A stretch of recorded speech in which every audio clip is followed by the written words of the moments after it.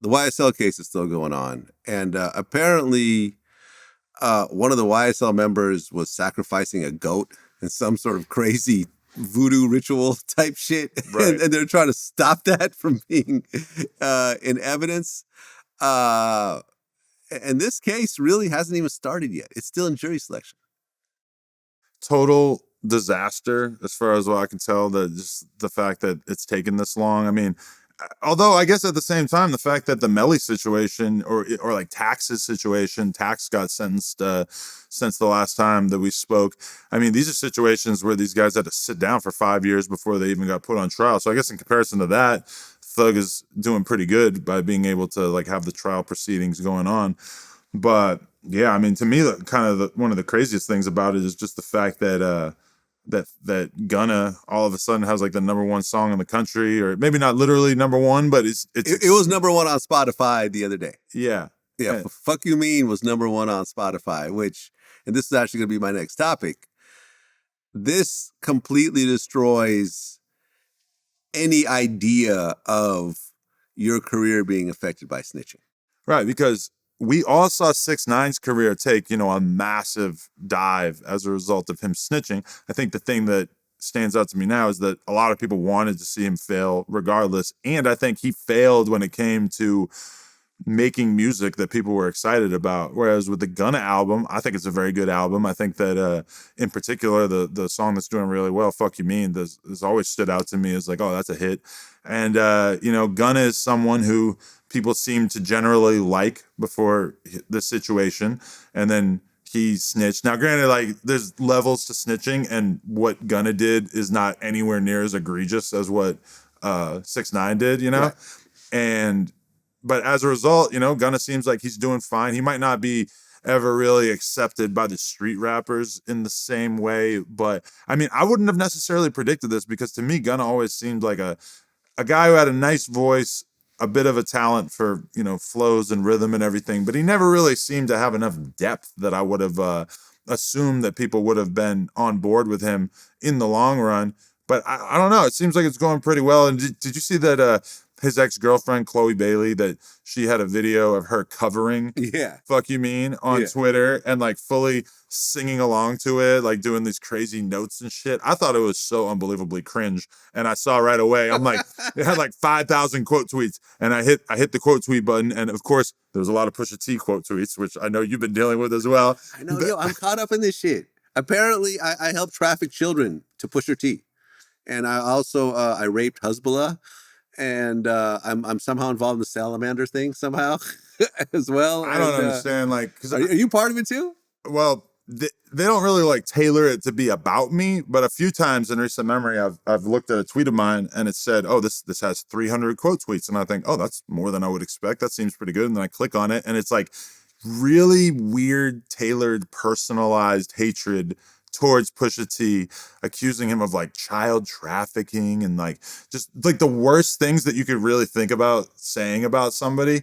And there's these bots that say it about Pusha T. Right. That's kind of its own thing. But the Chloe Bailey thing, like she was out as soon as he caught the case. And now, like, is this her way of sort of getting on his good side again by performing a cover of his song on Twitter? I don't know, but it feels like the world is perhaps warming up to Gunna once again. I mean, look, Lil Duval said the snitching doesn't matter anymore. It's just free promo. And it's kind of hard to argue it at this point. Because I remember I had 600 Breezy. And the idea that me and him came up with, right, which made sense to me and him at the time, was the only way that Gunna could get back to the top of his career was if Young Thug publicly said, "Hey, I'm co-signing Gunna. He's good. Go ahead and support his work." Mm-hmm. Which Young Thug never did.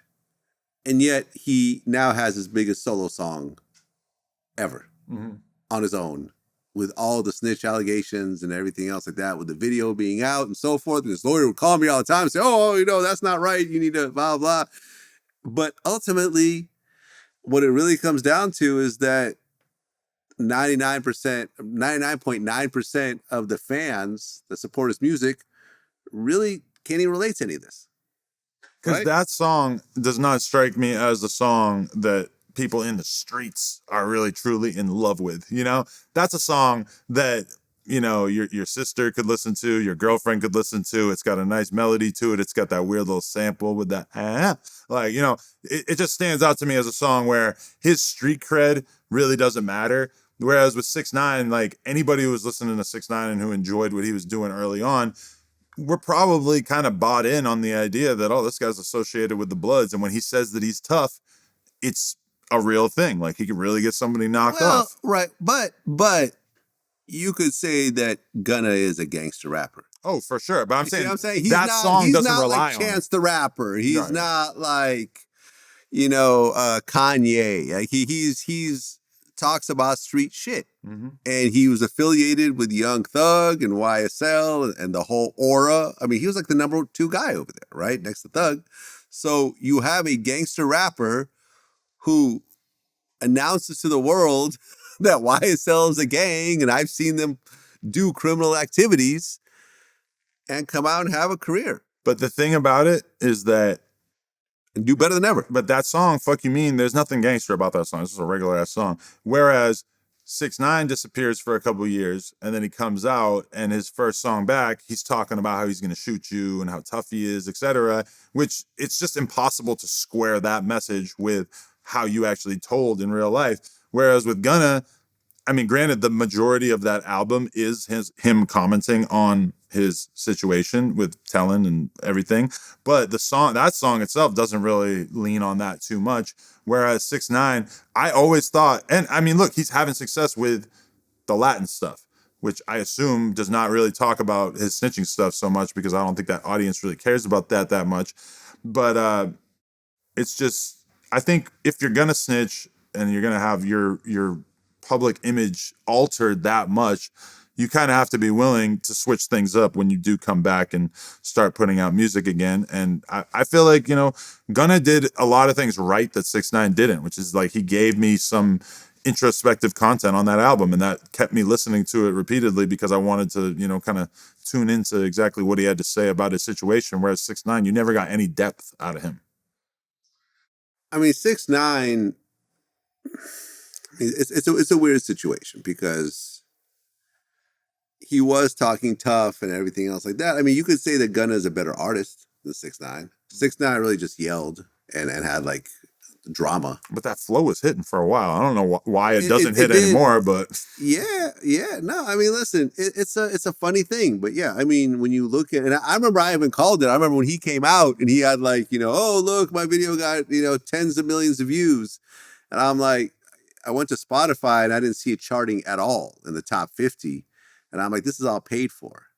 So you could have a bunch of, you know, he was like, oh, look, my shit's, I got more views than Utopia, you know, by Travis Scott.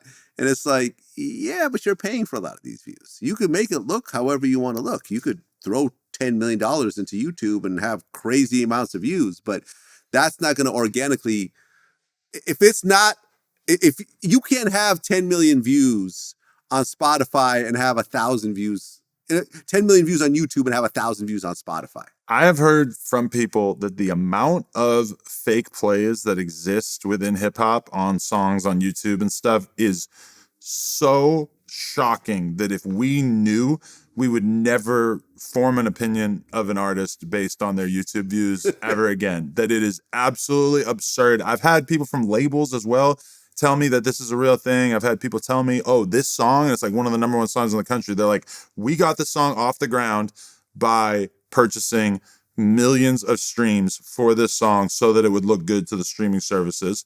And apparently this is like far more common than you would ever think, because I assume you're in the same boat as me where I've never even thought about buying fake plays for an interview or anything. You know? No, not at all. Well, because it's a losing battle. Like paying for advertising to get views that you're getting paid for by advertising will never work out, right? You'll always end up in the red. So for me, we've never advertised at all. We figure it's going to be organic or it's going to be nothing. So look, it is what it is.